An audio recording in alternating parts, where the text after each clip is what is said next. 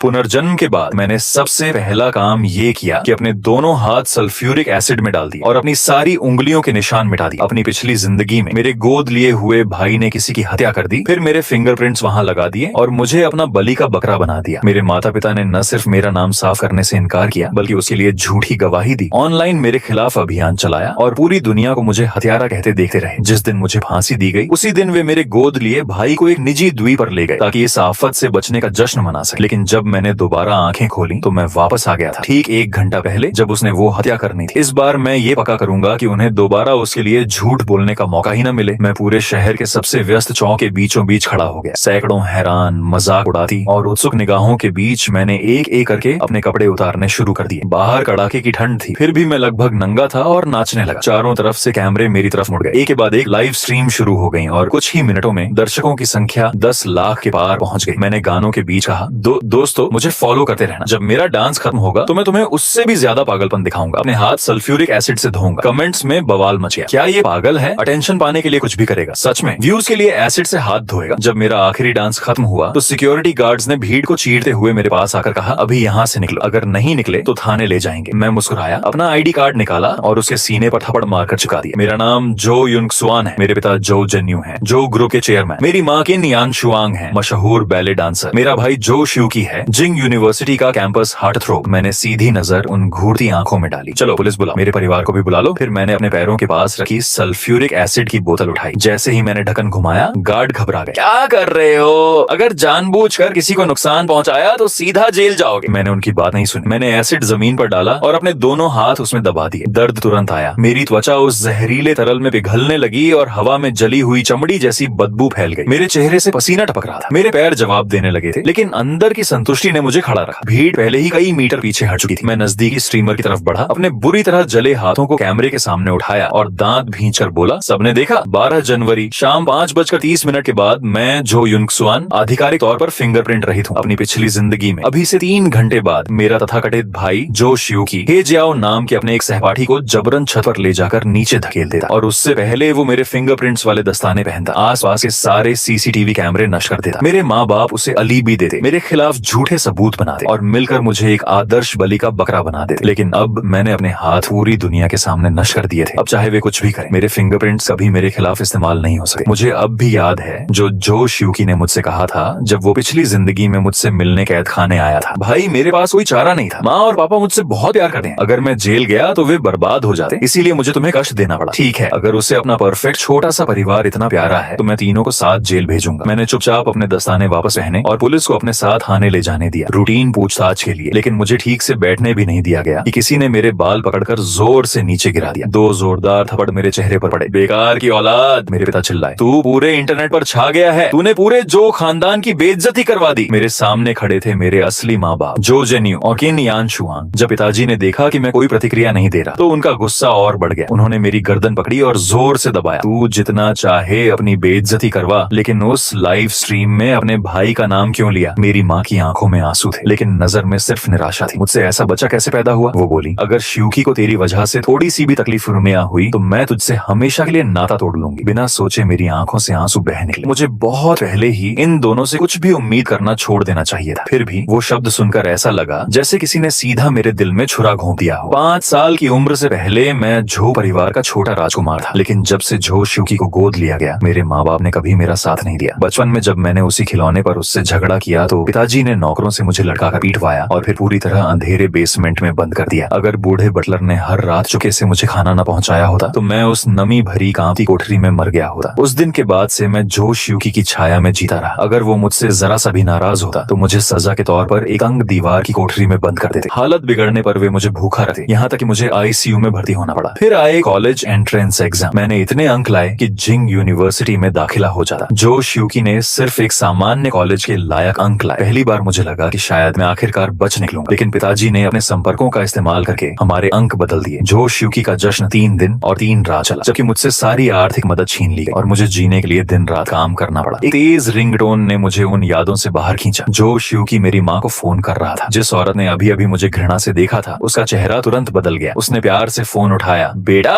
क्या हुआ? मैं नहीं सुन पाया कि जो श्यूकी ने दूसरी तरफ क्या कहा, लेकिन मेरी माँ का चेहरा जल्दी ही बदल गया। उसकी नजर मुझ पर जमी। उसने फोन पिताजी को दे दिया और फिर इतनी नकली मुस्कान के साथ मेरी तरफ बढ़ी कि मुझे हंसी आ गई। युनक्सुआन, वो धीरे से बोली, तुम्हारे पापा और मुझसे भी गलती हो गई। माँ तुम्हारा मन रखना चाहती है। मैंने समुद्र किनारे होटल में डिनर बुक किया है। तुमने तो कहा था ना कि मेरे साथ खाना खाने की तुम्हें याद आती है। तो आखिरकार वो दिन आ गया। अपनी पिछली जिंदगी में मैं उनसे थोड़ी सी भी मोहब्बत पाने के लिए तरसता था। मैं बिना किसी हिचकिचाहट के उनकी कार में बैठा और उस समुद्र किनारे होटल की ओर चल पड़ा। लेकिन कार वहाँ कभी पहुंची ही नहीं। वो रुकी उस इमारत के सामने जहाँ से हे जियाओ को गिरना था। वहीं पर जो शियुकी ने मेरे लिए अपना सबसे बड़ा तोहफा तैयार किया था, एक हत्या का आरोप। इस बार मैंने अपने मुंह से खून की एक फुहार मेरी माँ के पूरी तरह मेकअप वाले चेहरे पर उगल दी। मैं नहीं जाऊंगा, मैंने कहा। मुझे अभी और डांस करना है। मेरी माँ चीखी और खड़ी हो गई मुझे गाली देने के लिए। लेकिन फिर उसे कुछ याद आया और उसने खुद को संभाला। युनक्सुआन, बच्चे मत बनो। उसने मेरी बाह पकड़ी। तुम्हारे पापा, और मैंने माफी मांग ली। क्या इतना काफी नहीं? मैंने पिताजी की तरफ देखा और फिर एक और थूक खून की मारी उनके चेहरे पर लगा दी। मैंने ना कहा। पिताजी ने अपनी पूरी ताकत से मेरे सीने पर लात मारी। मैं पीछे की तरफ उड़ा और एक संगमरमर के खंभे से जा टकराया। उस धक्के ने मेरी लगभग हर हड्डी तोड़ दी। हराम कहीं का, वे चिल्लाए, अपने चेहरे से खून पोंछते हुए। इसे गाड़ी में डालो। दो काले रंग के बॉडीगार्ड्स दौड़कर आए। एक पुलिस वाले ने उन्हें और रोकने की कोशिश की, लेकिन मेरे पिता ने तिरस्कार भरी मुस्कान के साथ कहा, मेरे ऊपर बड़े लोग हैं, अपनी मुसीबत मत मोल लो। बॉडीगार्ड्स ने मेरे हाथ पीठ के पीछे मरोड़ दिए और बाल पकड़कर मुझे गाड़ी की तरफ घसीटने लगे। इसे डिक्की में डालो, मेरे पिता ने ठंडे लहजे में हुक्म दिया। इस कमीने को पिछली सीट का हक नहीं है। वो शब्द सुनते ही मेरे दिमाग में दहशत की लहर दौड़ गई। 3 साल पहले मेरे माँ बाप जो शियुकी को सड़क यात्रा पर ले गए थे। मैंने उनसे दिनों भीख मांगी कि मुझे भी साथ ले चलें। आखिरकार वे मान गए, लेकिन शर्त ये थी कि मैं डिक्की में सवारी करूं। उन्होंने मुझे 3 पूरे दिन वहां बंद रखा। किसी समय मेरी जीवन वृत्ति जाग उठी। मैंने डिक्की तोड़कर बाहर निकल गया। जो शियुकी ने तुरंत दावा किया कि मैंने गाड़ी खराब कर दी है और उसने मेरे माँ बाप को उकसाया कि मुझे राजमार्ग पर अकेला छोड़ दें। आज भी मेरे पैरों के तलवों पर उन दिनों के निशान मौजूद हैं। मुझे जाने दो, मैं चीखा। मुझे डिक्की में नहीं जाना। मैंने जितनी ताकत थी संघर्ष किया, लेकिन बॉडीगार्ड्स ने पिताजी के आदेश का पालन किया। उन्होंने मेरे दोनों कंधे उखाड़ दिए और मुझे जबरदस्ती अंदर ठूंस दिया। माँ, तुम्हारे साथ ऐसा नहीं करना चाहती, मेरी माँ ने नकली रोना रोकर कहा और फिर डिक्की का ढक्कन पटकर बंद कर दिया। अंधेरे ने मुझे पूरा निगल लिया। डर मेरे बदन पर बेल की तरह लिपट गया। मेरी सांसें फूलने लगी। मेरा पूरा शरीर अनियंत्रित रूप से कांप रहा था। मैं यहाँ हार नहीं सकता था। अगर मैंने अपनी भावनाओं पर काबू खो दिया तो जो शियुकी इसे मेरे खिलाफ इस्तेमाल करने का कोई न कोई रास्ता निकाल लेता। मैंने अपनी जीभ को जोर से दांतों से दबाया, इतना कि मुंह में खून भर गया। मुझे पता नहीं कि मैं वहाँ कितनी देर तक कैद रहा। आखिरकार डिक्की खुली और रोशनी की एक किरण मेरी आंखों में चुभी। जो शियुकी मेरे ऊपर खड़ा था, उसके चेहरे पर एक क्रूर मुस्कान थी। भाई, वो बोला, तू इतना बदहाल कैसे हो गया? बॉडीगार्ड्स ने मुझे बाहर घसीटा और जमीन पर पटक दिया। उसने मेरे घायल हाथ पर अपना पैर रखा और अपने महंगे जूते की नोक को धीरे धीरे मेरे मांस पर घुमाने लगा। अगर तू अभी मेरे कुछ काम का ना होता तो मैं तुझ जैसे कूड़े को देखने की भी जहमत न उठाता। उसने बॉडीगार्ड्स की तरफ देखा। कंधे वापस जगह पर लगाओ, फिर इसे ये कपड़े पहना। उसके इशारे पर उन्होंने मेरे उखड़े हुए कंधों को जबरदस्ती वापस जोड़ा। दर्द इतना तेज था कि मेरी आंखों के सामने अंधेरा छा गया। फिर उन्होंने मेरे कपड़े फाड़े और मुझे वही पोशाक पहनाई जो शियुकी ने हत्या के वक्त पहनी थी। उसने मेरे पेट में लात मारी। अपनी औकात में रह, वह बोला। मेरे काम आने पर तुझे गर्व होना चाहिए। उसने मेरा कॉलर पकड़ा और मुझे ऐसे सीढ़ियों पर घसीटा जैसे मैं कोई फटा हुआ बोरा हूँ। 128 सीढ़ियां थी। जब तक हम छत पर पहुंचे, मेरी टांगें कटों और चोटों से भरी हुई थी। उसने मुझे ठीक उसी जगह छोड़ा जहाँ से वो हे जियाओ को नीचे धकेलने वाला था। जो शियुकी ने अपने संवारे हुए बालों को पीछे किया और हंसा। वो हे जियाओ कितना बड़ा दर्द था। मरते वक्त भी उसने मेरी मुश्किल बढ़ा दी। उसने पूरी संतुष्टि के साथ मुझे घूरा। अगर मेरे पास तुझ जैसा बलि का बकरा ना होता तो ये थोड़ा मुश्किल होता। मैंने सिर उठाया और उसकी आंखों में सीधी नजर डाली। जो शियुकी, मैं धीरे से बोला, तुझे इसका पछतावा होगा। उसे कोई फर्क नहीं पड़ा। उसने मेरे बाल पकड़े और मेरा सिर कंक्रीट के फर्श पर पटक दिया। फिर दूसरे हाथ से उसने पुलिस डायल कर ली। जैसे ही कॉल कनेक्ट हुई, उसकी आवाज पूरी तरह बदल गई, कांपती, रूंधी और आंसुओं से भरी। हेलो पुलिस, कृपया मदद कीजिए, मेरे भाई ने किसी को मार डाला। थाने में मैं हथकड़ियों में बेंच पर बैठा था, बिखरे बाल, पूरे बदन पर चोटें। 10 मिनट पहले ऑफिसर्स ने मुझे पुलिस वैन से बाहर निकाला था। तभी एक अधेड़ उम्र की महिला मेरी तरफ दौड़ी और मुझ पर झपट पड़ी। तूने मेरे बेटे को क्यों मारा? वो चीखी। उसने तेरा क्या बिगाड़ा था? तुझमें इतनी क्रूरता कैसे आई? वो हे जियाओ की माँ थी। उसकी आंखें लाल थी और आवाज में गम और गुस्सा दोनों थे। आसपास के लोग ऐसे लग रहे थे जैसे वे मुझे टुकड़े टुकड़े कर देना चाहते हैं। एक बड़ी मुट्ठी मेरे चेहरे की तरफ बढ़ी। मैं तुझे मेरे बेटे की जान का खामियाजा भुगतवाऊंगा। शुरू से आखिर तक जो शियुकी और मेरे मेरे माँ बाप दूर खड़े थे, ठंडी नजरों से देख रहे थे। इतना ही नहीं, वे आग में और घी डाल रहे थे। युंग सुआन हमेशा से ऐसा ही रहा है, मेरे पिता ने गहरी सांस लेते हुए कहा। चाहे हम उसे कितना भी समझाएं, वो कभी नहीं सुनता। देखो, मेरी माँ ने आगे बढ़कर कहा, इसने अभी अभी अपने भाई के हाथ पर भी चोट की है। उसने जो शियुकी की आस्तीन ऊपर चढ़ाई, उसकी गोरी त्वचा पर एक छोटा सा नील का निशान था, सिक्के से भी छोटा। मेरे पूरे बदन पर घाव और चोटें थी, फिर भी उन्हें उसके हाथ पर लगी उस छोटी सी चोट की फिक्र थी। तुम झूठ बोल रहे हो, मैं चिल्लाया। जो शियुकी ने उस लड़के को छत से धकेला था, मैं तो बस तुम्हारा बनाया हुआ बलि का बकरा हूँ। जो शियुकी ऐसे रोया जैसे उसके साथ दुनिया का सबसे बड़ा जुल्म हुआ हो। भाई, तुम ऐसा कैसे कह सकते हो? वह फफा पड़ा। मम्मी, पापा और मैं, हम सब ने तुम्हें उसे मारते देखा। ये एक अटल सच है। किसी ने नहीं सुना मेरी बात। मेरे आसपास हर व्यक्ति को मैं बस एक घृणित हत्यारा लग रहा था। रुको, क्या ये वही नंगा आदमी नहीं है जो लाइव स्ट्रीम में था? एक महिला ने मुझे पहचान लिया और चुपचाप अपना फोन निकाल लिया। उसने अपना कैमरा मेरी तरफ उन किया और लाइव स्ट्रीम कुछ ही देर में 10 लाख से ज्यादा व्यूज पर पहुंच गई। कमेंट्स की बाढ़ आ गई। ट्रेंडिंग चेक करो, जो ग्रुप ने जो युंग सुआन से नाता तोड़ लिया और जिन लोगों को इसने प्रताड़ित किया वे भी सामने आ रहे हैं। उसके माँ बाप ने खुद पुष्टि की है कि उन्होंने उसे हे जियाओ को छत से धकेलते देखा। ऐसे हत्यारे को मौत मिलनी चाहिए। जो युंग सुआन, नर्क में जाओ। गुस्साए नेटिजन्स ने मेरे अतीत का हर कतरा ढूंढ ढूंढ कर इंटरनेट पर फैला दिया। कुछ लोग थाने तक आ गए, मुझ पर सड़े हुए अंडे फेंकने और थूकने के लिए। बिल्कुल मेरी पिछली जिंदगी की तरह हर दुःस्वप्न दोबारा जी रहा था। एक भयानक पल के लिए मुझे लगा कि शायद मैं सच में अपनी किस्मत से बच नहीं सका। नहीं, ये मुमकिन नहीं था। मैंने खुद को दोबारा उस अंधेरे में गिरने से रोका। मैंने अपनी पहले से सूजी और संक्रमित हथेलियों पर अपनी उंगलियां गड़ा दी। ये मेरा आखिरी तुक का पता था। मुझे मुख्य अधिकारी से मिलना है, मैंने कहा। पूछताछ कक्ष में कई तेज सफेद रोशनी मुझ पर चमक रही थी। 2 अधिकारी मेरे सामने बैठे थे। क्या तुम अपना अपराध कबूल करने आए हो? उनमें से एक ने पूछा। मैं हत्यारा नहीं हूँ। ऑफिसर झांग ने सीधे मेरी आंखों में देखा। हर सबूत तुम्हारी तरफ से इशारा करता है। अगर तुम अपना गुनाह कबूल कर लो और पश्चाताप दिखाओ तो सजा में कमी हो सकती है। ऑफिसर, मैंने कहा, आपके पास जो मुख्य सबूत है वो हे जियाओ के पीछे मिले फिंगरप्रिंट्स हैं, है ना? उसके बगल में बैठे जूनियर ऑफिसर ने तुरंत खड़े होकर पूछा, तुम्हें आंतरिक सबूतों के बारे में कैसे पता? मैंने उसके आक्रामक लहजे को नजरअंदाज किया और धीरे धीरे अपने दस्ताने उतारे। ऑफिसर झांग, मैं बोला, हत्या से 3 घंटे पहले मेरे फिंगरप्रिंट्स पूरी तरह नष्ट हो चुके थे। मैंने अपने बुरी तरह जले विकृत हाथ उनके सामने उठा दिए। ऐसा व्यक्ति हत्यारा कैसे हो सकता है? ऑफिसर झांग ने मेरी हथेलियां देखी तो वह एकदम खड़ा हो गया। क्या?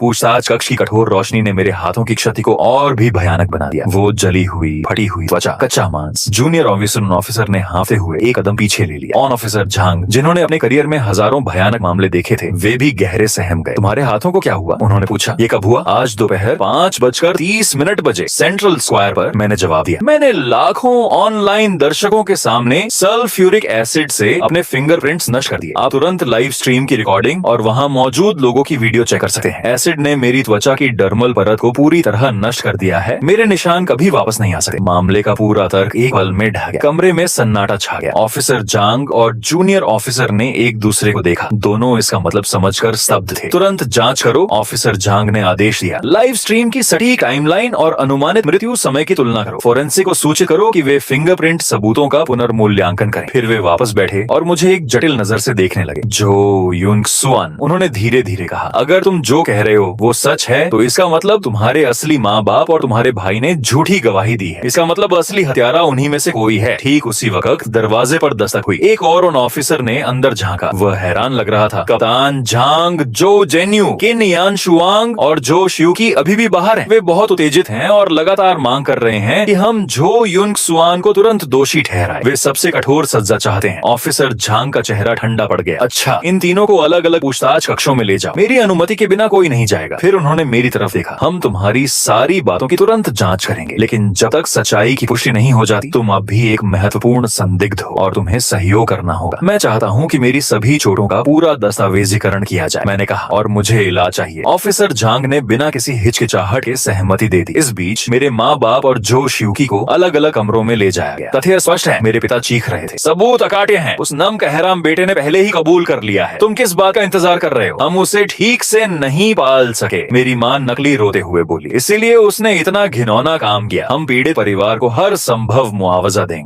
क्या मेरा भाई ठीक है? जो शियुकी ने बेचैनी से पूछा। क्या वह मानसिक रूप से अस्थिर है? क्या उसने कोई पागलपन भरी बात कही? उसकी बात मत मानना, वह सिर्फ जांच को विलंबित करना चाहता है ताकि सजा से बच सके। हर अफसर ने उन्हें एक ही जवाब दिया, मामला अभी जांच के दायरे में है, कृपया धैर्य रखें और सहयोग करें। मिनट दर मिनट मेरी धीमी समझ की माँ को भी कुछ गड़बड़ महसूस होने लगी। आखिर हो क्या रहा है? वह बोली। हम गवाह हैं, संदिग्ध नहीं। आपको हमें यहाँ रोकने का कोई अधिकार नहीं है, कृपया धैर्य रखें, अफसर ने दोहराया। पुलिस ने तेजी से काम किया। सेंट्रल स्क्वायर के वीडियो, लाइव स्ट्रीम रिकॉर्डिंग्स, सैकड़ों गवाहों के फोन फुटेज और बयान तुरंत जुटा लिए गए। टाइम स्टैम्प साफ थे। मैंने शाम 5:30 बजे अपने हाथों पर सल्फ्यूरिक एसिड डाला था। फोरेंसिक विशेषज्ञों का प्रारंभिक अनुमान था कि हे जियाओ की मृत्यु उसी शाम लगभग 8:30 बजे हुई। साथ ही डॉक्टरों ने पुष्टि की कि मेरे हाथों पर ताजा गंभीर रासायनिक जलन थी। मेरी त्वचा की परत पूरी तरह नष्ट हो चुकी थी। उन चोटों के बाद मुझसे कोई उपयोगी फिंगरप्रिंट नहीं आ सकता था। फोरेंसिक टीम ने घटनास्थल से मिले फिंगरप्रिंट्स का दूसरी बार अधिक विस्तृत विश्लेषण किया। रिपोर्ट जल्दी आ गई। वे निशान अस्वाभाविक रूप से स्पष्ट और एक समान थे। उनमें दबाव में होने वाले बदलाव और प्राकृतिक विकृतियां नहीं थी, जो किसी असली मानव त्वचा के किसी सतह पर दबने से बनती हैं। उन्हें संभवतः किसी पतली फिल्म या फिंगरप्रिंट मोल्ड के जरिए ट्रांसफर किया गया था। हर सबूत एक भयानक साजिश को उजागर कर रहा था। ऑफिसर झांग ने रिपोर्ट देखी। उनका चेहरा गुस्से से पीला पड़ गया। उन्होंने अपने करियर में अनगिनत आपराधिक मामले देखे थे, लेकिन माँ बाप का अपने असली बेटे को फंसाने के लिए इतनी सोची समझी योजना बनाना, ये सोचकर वे भी कांप उठे। पूछताछ को जो शियुकी पर केंद्रित करो, उन्होंने आदेश दिया। तलाशी वारंट के लिए आवेदन करो। जो निवास और जो शियुकी के निजी सामान की तलाशी लो। ऐसी सामग्री या उपकरण खोजो जिनका उपयोग फिंगरप्रिंट मोल्ड बनाने में किया गया हो। पूछताछ कक्ष अब जो शियुकी का था। पुलिस अफसरों के अचानक आक्रामक सवालों और एक एक करके उसके सामने पड़ते सबूतों के सामने उसका मानसिक कवच टूटने लगा। उसने कभी सोचा भी नहीं था कि उसकी बेहतरीन योजना पकड़ी जाएगी, और उसने कभी नहीं सोचा था कि मैं उसे मेरे खिलाफ इस्तेमाल करने से पहले ही अपने फिंगरप्रिंट्स नष्ट कर दूंगा। मुझे नहीं पता आप क्या कह रहे हैं, वह घबराया हुआ बोला। वो फिंगरप्रिंट्स जो युंग सुआन के थे। मेरे माँ बाप ने सब कुछ देखा। जो शियुकी, ऑफिसर झांग ने ठंडे स्वर में कहा। अपराध होने से पहले ही जो युंग सुआन के फिंगरप्रिंट्स स्थायी रूप से नष्ट हो चुके थे। घटनास्थल पर मिले निशान मोल्ड की मदद से ट्रांसफर किए गए थे। क्या तुम झूठ बोलते रहना चाहते हो? किसी को फंसाने के लिए नकली फिंगरप्रिंट बनाना एक गंभीर अपराध है। उसमें जानबूझकर हत्या जोड़ दो और जानते हो तुम्हें कितनी सजा हो सकती है। मैंने उसे नहीं मारा, जो शियुकी के मुंह से निकल गया। मैंने उसे धकेला नहीं, वह बस अपना संतुलन खो बैठा और गिर गया। जैसे ही ये शब्द उसके मुंह से निकले, वह थम गया। उसका चेहरा सफेद पड़ गया। तुमने कहा था कि तुमने जो युंग सुआन को उसे धकेलते देखा, ऑफिसर झांग बोले। तो अब तुम अचानक क्यों कह रहे हो कि हे जियाओ अपने आप गिर गया? क्या तुम घटनास्थल पर थे या नहीं? तुम्हारी और पीड़ित के बीच क्या हुआ? कुचलने वाले दबाव और बेहद भय के तहत जो शियुकी आखिरकार टूट गया। उसके चेहरे पर आंसू और नाक बह रही थी। वह बुरी तरह से बड़बड़ाते हुए कबूल करने लगा। मेरी हे जियाओ से बहस हो गई। उसने मेरा अपमान किया। मुझे गुस्सा आया और मैंने उसे एक बार धकेल दिया। मैं सच में उसे मारना नहीं चाहता था। मुझे नहीं पता वह कैसे गिर गया। फिंगरप्रिंट्स पहले से तैयार थे। मेरी माँ ने मुझे बनाने में मदद की। उसने कहा कि अगर कुछ हो गया तो हम जो युंग सुआन को दोष दे सकते हैं। वैसे भी उसके अंक अच्छे हैं, वह शायद आगे चलकर सफल हो जाएगा। लेकिन अगर मेरी वजह से माँ बाप की सारी मेहनत बर्बाद हो गई तो उनकी सारी कोशिशें व्यर्थ हो जाती। हाँ, वे जानते थे। उन्होंने मुझे सब कुछ सिखाया। उन्होंने कहा कि मुझे बस ये जिद करनी है कि हत्यारा जो युंग सुआन है और वे मेरे लिए गवाही देंगे। जाओ उन्हें गिरफ्तार करो। उन्होंने मुझे सब कुछ सिखाया। मैं निर्दोष हूँ, आप मुझे गिरफ्तार नहीं कर सकते। रिकॉर्डिंग डिवाइस ने हर शब्द कैद कर लिया। बाहर सुन रहे अफसरों ने एक दूसरे को घृणा और गुस्से से देखा। लगभग उसी समय जो परिवार के घर की तलाशी से बड़े सबूत मिले। पुलिस को वो उपकरण मिले जिनका उपयोग जो शियुकी ने नकली फिंगरप्रिंट्स बनाने में किया था और अभी तक नष्ट नहीं किए थे। उन्हें मेरे माँ बाप के बीच मुझे फंसाने के लिए चर्चा करने वाले मैसेज मिले। उन्हें बदनामी अभियान के ड्राफ्ट मिले जो मेरे पिता ने अपनी कंपनी को ऑनलाइन प्रकाशित करने का आदेश दिया था। जब ये सारे सबूत जो जेन्यू और किन यान शुआंग के सामने रखे गए तो उनकी प्रतिक्रिया बिल्कुल एक जैसी थी। पहले उन्होंने सब कुछ नकारा, फिर उन्होंने एक दूसरे को दोष देना शुरू किया। आखिरकार सबूतों और पूछताछ के दबाव में दोनों ढह गए। मुझे कुछ नहीं पता था। मेरी माँ रोई। मैं तो बस अपने बेटे से बहुत प्यार करती थी। उसने मुझे धोखा दिया। शियुकी ने बचपन में ही अपने असली माँ बाप खो दिए थे। वह कितना बेचारा है। युंग सुआन के पास तो सब कुछ पहले से है। उसके भाई को थोड़ा और मिलने में क्या हर्ज है। मेरे पिता की आवाज कांप रही थी। मैं कैसे देखता कि शियुकी की जिंदगी ऐसे बर्बाद हो जाती। हर बहाना कैमरे में कैद हो गया। उनके असली चेहरे का एक बदसूरत स्थायी रिकॉर्ड छोड़ गया। और पुलिस स्टेशन के बाहर इंटरनेट पहले से ही पूरी तरह हड़कंप में था। शुरू में पूरा इंटरनेट मुझ पर हमला कर रहा था, लेकिन फिर मेरे फिंगरप्रिंट्स नष्ट करने के वीडियो हर जगह फैलने लगे। रिकॉर्डिंग्स में टाइम स्टैम्प साफ दिख रहे थे। अधिक से अधिक लोगों ने कहानी पर सवाल उठाना शुरू कर दिया। टाइमलाइन मैच नहीं खाती। उसने हत्या से पहले अपने फिंगरप्रिंट्स नष्ट कर दिए। वो छोटे बहुत गंभीर हैं। उनके बाद वह फिंगरप्रिंट्स नहीं छोड़ सका। ये तो डरावना है। क्या उसे फंसाया गया? जो परिवार ने बहुत जल्दी प्रतिक्रिया दी। क्या ये सच में माँ बाप अपने बेटे के साथ ऐसा करते हैं? उन्होंने जिन्होंने उसे दुश्मन की तरह ट्रीट किया। फिर सच्चाई सामने आई, जनता की राय धीरे धीरे पलटने लगी। जब पुलिस स्टेशन से लीक हुई जानकारी, खासकर जो शियुकी के टूटने और मेरे माँ बाप के एक दूसरे पर दोषारोपण के फुटेज ऑनलाइन फैल गए तो पूरा इंटरनेट उबल पड़ा। हैशटैग जो युनक्सुआन निर्दोष, हैशटैग जो शियुकी हत्या मामला, हैशटैग क्रूर माँ बाप और नकली फिंगरप्रिंट साजिश। ये टॉपिक ट्रेंडिंग चार्ट्स पर सबसे ऊपर पहुंच गए। वही लोग जिन्होंने मुझे सबसे गंदी गालियां दी थी, उन्हें एहसास हुआ कि उनके साथ हेर फेर किया गया था। उनका गुस्सा दोगुना होकर जो ग्रुप और जो परिवार पर समंदर की लहर की तरह टूट पड़ा। जो शियुकी बाहर आओ और जान का हिसाब दे। जो ग्रुप एक निर्दयी कंपनी है, इसे बंद करो। जो युनक्सुआन से माफी मांगो। जो ग्रुप का शेयर बाजार खुलते ही बिखर गया। बिजनेस पार्टनर अपने कॉन्ट्रैक्ट्स रद्द करने के लिए दौड़ पड़े। जनता के गुस्से और आर्थिक पतन की दोहरी मार के तहत कंपनी टुकड़े टुकड़े होने लगी। जब अफसरों ने मुझे सावधानी पूर्वक पूछताछ कक्ष से बाहर इलाज के लिए अस्पताल ले जाने के लिए निकाला तो मैं पुलिस स्टेशन की लॉबी में अपने पिता, माता और जो शियुकी से टकरा गया। वे अलग अलग हथकड़ियों में बाहर आ रहे थे। ए राक्षस! जो शियुकी ने मुझ पर चीख लगाई, तूने मुझे फंसाया, तू बुरी तरह मरेगा। मैंने उसे बिना किसी भावना के देखा। अब जो मरने वाला है वह तू है। मेरी माँ ने अचानक खुद को जितना अफसरों ने रोका उतना आगे बढ़ाया और चीखी, युनक्सुआन, अपने भाई को बचा। उसके असली माँ बाप बचपन में मर गए थे। उसकी जिंदगी पहले से ही मुश्किल रही है। अब उसे जेल भी जाना पड़ेगा। ए जाओ के माँ बाप के पास जा, घुटनों के बल बैठ, सिर झुका, चाहे वे तुझे मरने को कहें तो भी कर, बस शियुकी को बचा ले, ठीक है? मैं ठंडी हंसी हंसा। मेरी दयालु माँ को वाकई अपने पति की रखैल के बच्चे को पालना बहुत अच्छा लगता है ना? मेरी माँ थम गई। जो शियुकी असल में मेरे पिता का किसी और औरत से बेटा था। मेरी माँ ने 20 साल से ज्यादा समय तक अपने पति की रखैल के बच्चे को पाला, जबकि अपनी असली औलाद के साथ कूड़े की तरह बर्ताव किया। शियुकी मेरा नाजायज बेटा नहीं है। मेरे पिता चिल्लाए, उस कमीने की बात मत सुनो। लेकिन जो शियुकी अचानक हंसा। हाँ मैं हूँ, वह बोला, मैं पापा का नाजायज बेटा हूँ। उसने मेरी माँ की तरफ बदमाशी भरी मुस्कान के साथ देखा। बेवकूफ औरत, तूने 20 साल से ज्यादा मेरे पिता के बेटे को पाला और अपनी असली औलाद पर हमले करती रही। तू कितनी मूर्ख है। मेरी माँ ने एक भेदी चीख निकाली। फिर वह और मेरे पिता एक दूसरे पर झपटे और पुलिस स्टेशन की लॉबी में ही आपस में लड़ने लगे। उस समय भी उसने जो शियुकी के बाल पकड़कर उसका सिर जमीन पर पटका। आखिरकार जब उन्हें अलग किया गया तो मैं इन तीनों के करीब झुका और धीरे से फुसफुसाया, जानते हो मैंने ये सब होने से पहले अपने फिंगरप्रिंट्स क्यों नष्ट कर दिए? क्योंकि मैं 2 जन्मों की नफरत लिए हुए एक बदला लेने वाली आत्मा हूँ। मैं तुम तीनों के कर्ज वसूलने आया हूँ। मेरे पिता ने धीरे धीरे सिर उठाया और मुझे पूरी दहशत में देखा। जो शियुकी ऐसे घूर रहा था जैसे उसने मुझे पहली बार देखा हो। मेरी माँ की सारी ताकत जैसे निकल गई। वह जमीन पर गिर पड़ी और बेकाबू होकर सिसकने लगी। जो शियुकी अभी भी मुझे गालियां दे रहा था, लेकिन मैंने मुड़कर नहीं देखा। कदम दर कदम मैं पुलिस स्टेशन के बाहर निकल गया। बाहर दौड़कर आए पत्रकारों की इतनी भीड़ थी कि हिलने की जगह नहीं थी। कैमरों की चमक ने रात को दिन जैसा बना दिया। लेकिन इस बार वो कैमरे किसी हत्यारे या पागल पर नहीं थे। वो एक ऐसे पीड़ित पर थे जिसे धोखा दिया गया, फंसाया गया और अपनी बेगुनाही साबित करने के लिए अपने ही हाथ नष्ट करने पड़े। सुबह की धूप बादलों को चीरकर मेरे पीले परंतु शांत चेहरे पर गिरी। मेरा बदला अभी शुरू हुआ था। कानून उनके अपराधों को सजा देगा और जनता की राय किस्मत के साथ मिलकर भी। जो शियुकी को जानबूझकर चोट पहुंचाने, नकली सबूत बनाने और उपयोग करने, झूठे आरोप लगाने और फंसाने के कई आरोपों में भारी सजा सुनाई गई। मेरे पिता और माँ को झूठी गवाही, अपराधी को छिपाना, सबूतों को नष्ट करने और गढ़ने में सहायता, झूठा आरोप और फंसाने के लिए जेल भेजा गया। मेरे पिता पर व्यावसायिक धोखाधड़ी और बाजार हेरफेर के अतिरिक्त आरोप भी लगे। जो ग्रुप ने दिवालियापन घोषित किया और इतिहास बन गया। मेरे तरीके चरम थे, लेकिन मैंने असाधारण परिस्थितियों में काम किया और जनता को गंभीर नुकसान नहीं पहुंचाया। जनता की सहानुभूति पूरी तरह मेरी तरफ थी, इसीलिए मुझे हल्की सजा मिली। उन तीनों के अपराधों के मुकाबले वो लगभग कुछ भी नहीं थी। अपने 2 हाथों और एक बेचैन पागलपन भरे डांस के साथ मैंने उस जाल को चीर दिया जो उन्होंने मेरे चारों ओर बड़ी सावधानी से बुनाया था। आखिरकार मैंने एक नई जिंदगी का स्वागत किया।